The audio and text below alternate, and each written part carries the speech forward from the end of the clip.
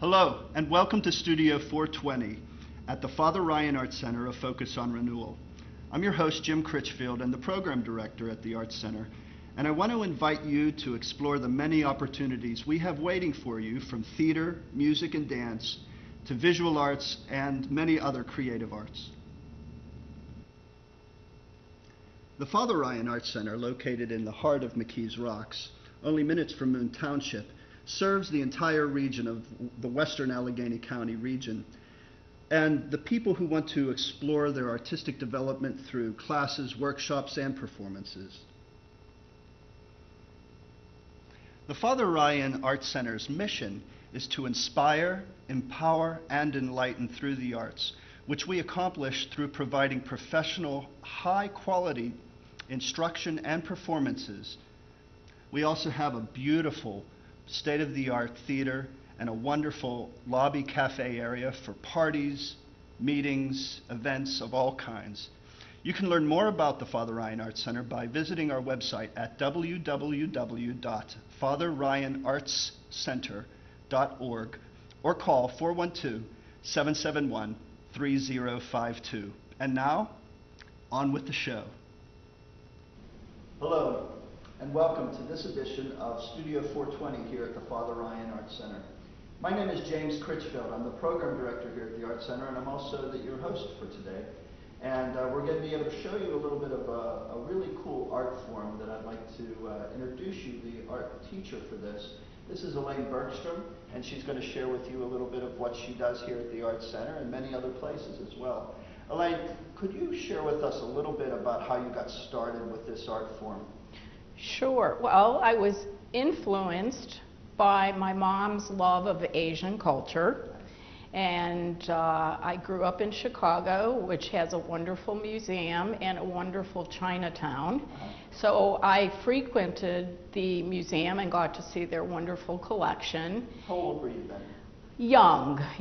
We would go all the time. It was 20 minutes away from home, and I was able to go there all the time. And when I was in my early teens, I went into the bookshop and found the classic Chinese guidebook that most paintings come from, or new books come from, and it's called the Mustard Seed Garden Manual of Painting.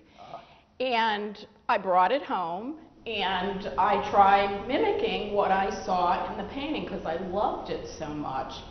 It wasn't until my 30s, when my boys were young, that I found my mentor, Japanese teacher Kazi, at a local art center, just like Father Ryan Art Center. And this was still in Chicago? It was in the suburbs. And she mentored me, and I just, embraced it. I loved the style, I loved the nature, I loved the color, I loved the meditative form of it, and the essence of the artwork, which also led me to my study of botanical illustration. And that is a little bit more detailed. It's all about the botany and the exactness. So I've learned to combine my love of the essence of the flower and the beauty of the flower along with the exactness. Wonderful. How did you get started teaching the art form? I know that you loved practicing it and taking classes and growing as an artist. What got you to consider teaching the art form? Well, when I moved to Pittsburgh from Chicago about 8.5 years ago, I approached a local art center, and nobody was really teaching Oriental painting. And so you were looking for a class at that point? Right, I was looking to teach a class, and I was able to start, and then of course I was able to branch out, and now I teach at Father Ryan Art Center and several other places, and hopefully this style of painting will grow. Wonderful. Can you tell me a little bit about the students that would come to take the class? Is there a beginning class? Is there a more advanced class? Or does it matter? Can a person that maybe never had taken this type of art form before, or even a person that's looking for a beginning art class, could they possibly take this class? Yes, beginners are welcome definitely in this class. I start step by step, stroke by stroke, so everybody learns at the same pace. I've also had students who have been taught by other instructors, And they always learn something new as well because our styles are always a little bit different. But I've been able to branch off and teach an Oriental Painting 2 class and do some more detailed paintings for students who want to go a little bit further. Oh, wonderful. So the age range really doesn't matter all that much. I've worked with young children as well, but adults love this art form. Many tell me that it's very meditative, very relaxing, and they just feel so wonderful after class. And we're looking at a class sometime in the spring again. Yes. Of 2011, and well, I'm really excited to get the chance to see some of your work. Hi, I'd like to begin by showing you the 4 examples of the 4 gentlemen that I teach in the 8-week series class.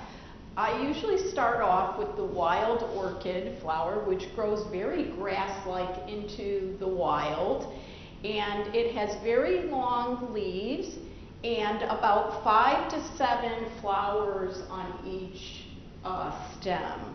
In this particular painting, there's many groups of the wild orchid, and when I come to the table, I will demonstrate one grouping of it. This is the chrysanthemum. This is also one of the 4 gentlemen, and each different flower represent different strokes that you learn in the class, and I teach it step by step so beginners will learn where to begin and where to end. This is our traditional bamboo, and featured is the little panda bear. Everybody loves Mr. Panda in it, and it has a little bit of sumi ink in it and also some watercolors. Most of these are portrayed with both. You can use pure sumi ink, and you can also change its values if you like to get a gradation of different grades. Here I have a combination of sumi ink for the plum blossom flowers, and also some watercolors are included in it. And then this is my personal seal, which is the Chinese character for Elaine. So I'd like to begin with talking about the materials that I use to create my paintings. First of all, I start with a kabuki brush, which is a hard brush. Brushes are a little bit different for sumi painting. They are hard brushes, which have a harder animal fur. And when you press down on this particular brush and glide it, it will bounce back to a point, which is very important in the paintings that we're going to be doing today. This is a smaller version of it, and it's a happy dot brush, but it helps you create smaller leaves and vines and veins that you need to get maybe a little bit thinner. This brush is a more detailed brush, and it does some wonderful little tricks that we'll be using later on. And the final brush that I recommend my new students to go with is called a white soft brush, and it is a white animal fur, and when it is pressed down, unlike the hard brush, it flares out so that you can make wonderful petals out of that. And I won't be using that too much today, but I wanted to familiarize yourself that there are different types of brushes, and they do different things, just like a watercolorist would use different types of brushes. This is a mixing dish. It's called a flower dish, and it has a little bit of tilt on each little angle. And what I do is I apply my paints to the end of it, and I spray it with water, and I find that it naturally dilutes it and thins it out. So there's times where I'll want a thicker paint, and there's times where I'll want it to be thinner, and it naturally dilutes to it. In the center is my black sumi ink, which is a little bit different than India ink. It's more solid black. And you'll also see some artists, they actually have grinding stones and ink stones. I prefer the liquid, and if it sits out, it will get a little bit thicker. Some artists prefer the grinding stone ink, and they can control how thick the ink becomes. But this is so convenient and wonderful for us to use. I also have my water dish, which is divided into 3 sections. And it's always preferable to have at least 2 water cups if you don't have this particular dish. One is for clean water and one becomes used for dirty water. And as I demonstrate, you'll understand why I use that. I also have a variety of chopstick stands. This is also another stand that I use to hold my brushes in. We never like to let the brushes sit in the water for long periods of time. It ruins the brush. We have our black Sumier ink, and also I have my seal that I talked about earlier, which has my name and the paste that I put it in to put my name to my painting, which is personalized for me. Many artists will buy particular Chinese watercolor paints. This is a brand called Marie's. There's also a Japanese brand that's out there that comes in palettes. And many artists will just use watercolor tubes for their particular paint. Underneath my practice Schwain paper, which is an absorbent type of paper, I have a piece of felt, and that helps absorb the water moisture that comes through the thinner types of rice paper, and it also holds down your paper a little bit easier. So I think we're ready to begin our first flower, which will be wild orchid. So when I choose my painting, I also choose which brush I'm going to use. And I'm going to begin with my hard Habuki brush because I want long strokes that come to fine points. And this brush is perfect for that. I always need to wet my brush and then wipe it to a point. Now I have a choice of painting in Sumi ink or in watercolors, and you can see I have a variety of colors out. But I'm going to begin with a green tone, which this comes right from the tube. It's called sap green. You can also mix a yellow with an indigo blue and get a beautiful green if you choose. And you can see that there's some water in there, so it's already diluted a little bit. And what I like to do is thin it out with the tip of my brush so that the paint becomes evenly diluted. And then to make it a little bit more authentic in color, I take the very point, maybe 1/4 of an inch, and I tip that into the Sumi ink, and then I put that into my green paint. And what it does is it kind of tones the green to a more natural color that you would see in nature. So what I need to do now is load my brush up about 3/4 of the way so that the brush is pretty full. But I don't need to load it all the way up to the top. And there's a particular way that you hold this brush. And I tell beginning students that they tilt their brush on the tips of their 3 fingers and turn their hand vertical, drop their wrist down, and then connect their thumb with their pointy finger and support it so that the 3 fingers are what guides the brush along.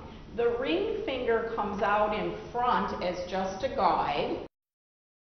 To begin. Now there are times where we bend the wrist or we lean the brush into a different position, which you will see as we go through the different types of plants. Now the wild orchid has a specific setup that we lay out onto our composition. And we want to think in odd numbers in our Oriental painting. We think of groups of 3, 5, and 7, particularly in the wild orchid. I'm going to start at the bottom of my page, and I'm going to move my brush outward and away from me. At times I may press down and release and lift up my brush to get thicks and thins of the leaf. The first stroke, and I want to make sure I have a point, and I'm going to be starting where it grows like grass, and I'm going to start with the point, and I'm going to drag my brush away from me and press down, release, press down and release so that I have a long, slender stroke. I'm going to reload my brush and make the second stroke, which will also lean towards the right of my composition, but it needs to cross over the first stroke. And I'm going to start again near that stroke and press down, release, press down, release, and keep dragging it as I go through my setup. So now I have created an area on my painting which we'll refer to as the eye of the phoenix. We are recording. Are you recording? Breathe. So after we have the eye of the phoenix, we're ready to apply the third stroke. And the third stroke is going to go towards the left or upper left. And that's kind of an intuitive process on part of the artist. So I'm just going to bring that in and bring that up. And what I want to achieve is kind of a clumpiness of these leaves together. The fourth one is a shorter stroke and it will lead to the right, and it's kind of a whip of the wrist, and fifth. And then what I do is I look at it and I say, does it look clumpy enough? And sometimes I say, no, it needs a little bit more clump. So I can go with another 2 strokes because of my odd number count. So I'm going to look here and intuitively know that I need to bring in some more strokes. And I always need to kind of reload my paint because these are long and full strokes. And now I feel like I have a nice grouping of leaves, and now I'm ready to create my stem. So what I'm going to do is switch brushes. I'm going to rinse out my brush because I don't like the paint to stay in my brush. And I'm going to switch to my smaller Happy Dot brush, and I'm going to load my brush. Now what I tell my beginning students is that they do not have to do the segments that I'm going to portray today. They can draw a very fine line as a stem, but I'm going to portray some segments. The stem of the flower grows out of the clump of the leaves, and usually you look for a space or an opening to put this into. I tilt my brush sideways and I kind of do a hesitation stroke, which is similar to what we refer to as more of a bamboo stroke or a bone stroke. So I've just placed my stem in there, and the next thing I'm going to do is create my flower buds. Now earlier I had mentioned that there's 5 to 7 flower heads on one stem. Some orchids grow only one flower, but these particular ones that are portrayed start with a bud, and I like to portray them as slowly opening along the stem. Some artists will put the buds in first and then paint the stem in, but for new students I think it's easiest to put in the stem and then they know where to put the buds along the way. So what I'm going to do is I'm going to tone my brush with some purple today, and I'm going to add a little bit of blue to the tip of my brush just to give it a little bit of a two-tone look. And I don't want my brush to be too wet at this point because I'm working smaller. And part of learning to paint Oriental painting is to learn the control of the moisture in the brush. So I'm going to start off by making a closed bud, which is basically 2 C strokes. And I start at the top of my painting and I just press down and kind of connect so that I have a small little bud at the beginning. I'm going to reload my brush and continue making the flowers. And as I paint, you'll notice that the buds are going to open a little bit more and more, and you're going to see more of the petals along the way. And I am turning my paper, which makes it easier for me to paint.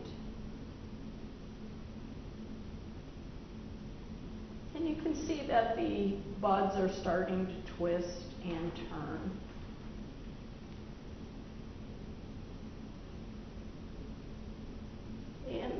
other strokes are kind of S strokes that I use.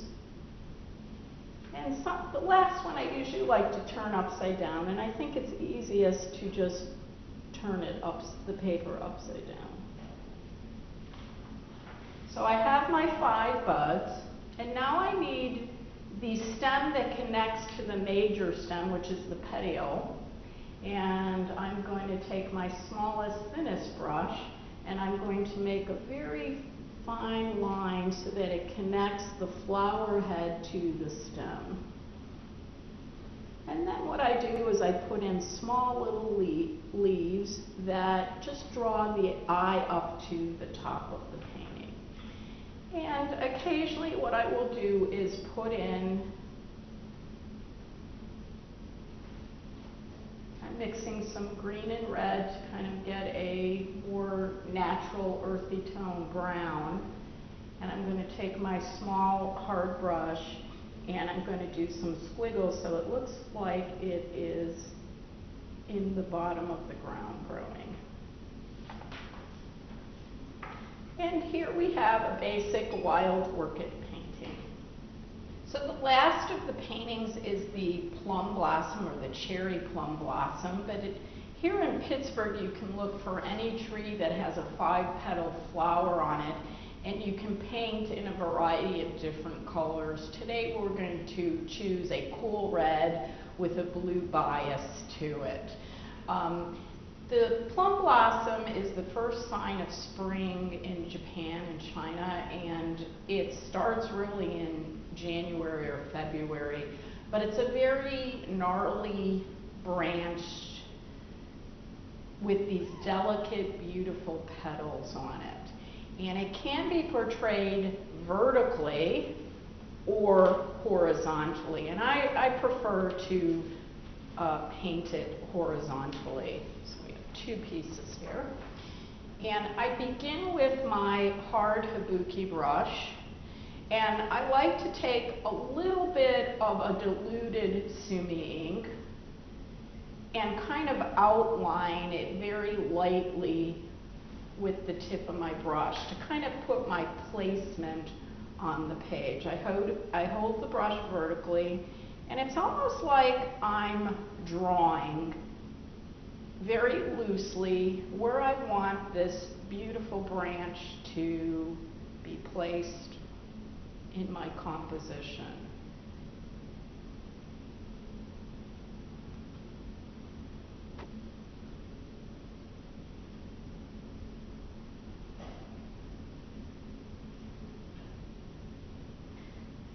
And what's nice is that it's light enough that I can make corrections if I want to as I go along.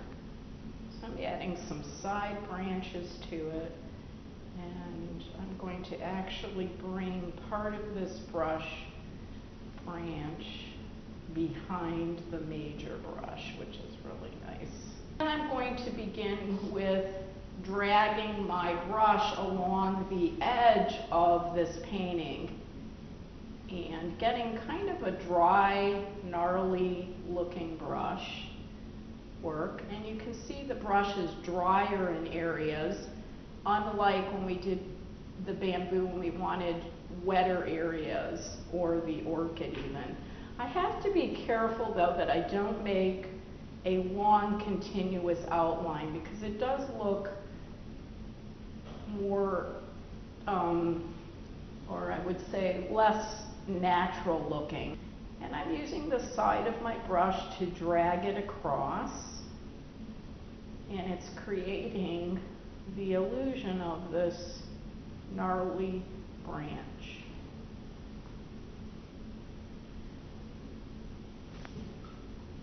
I'm going to add some burnt sienna to the mix and give it a little bit of color. And my burnt sienna is kind of mixed with some of my sumi, so I might have to move it. There we go.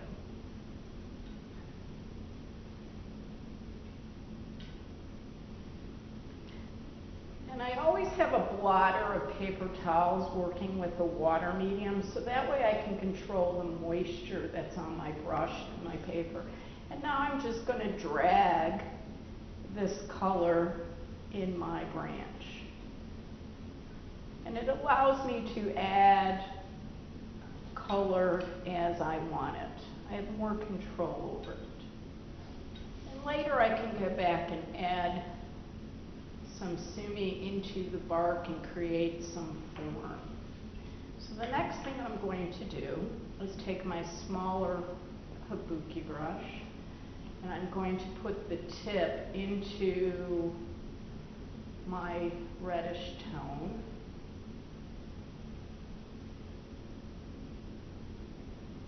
And I need to start making my blossoms, which are 5 elliptical petals. But I do them very loosely because you want them to appear to be going around the branch. So I make larger and smaller dabs.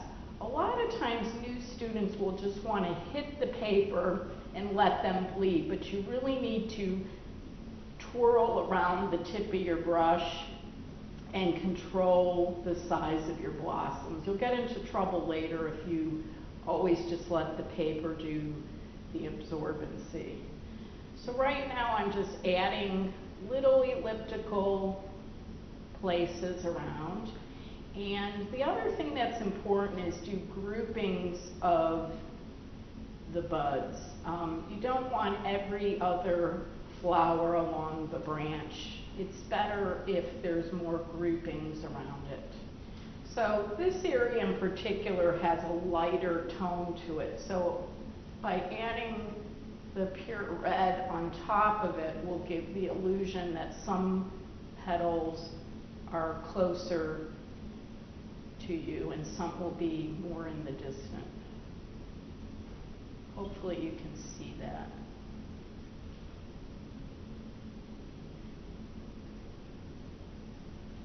Now when this is dry, I can go back and I can outline the petals if I choose. That's one way to portray it.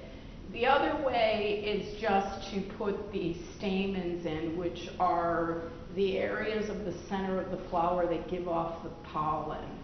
And there's lots of stamens on these. So I'm going to show you first that I can outline the petals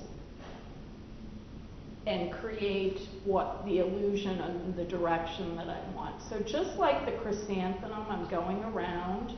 It's still a little wet, so you want to be careful of the wetness of your painting because you don't want it to bleed and become all black with the sumi ink. So sometimes patience is important.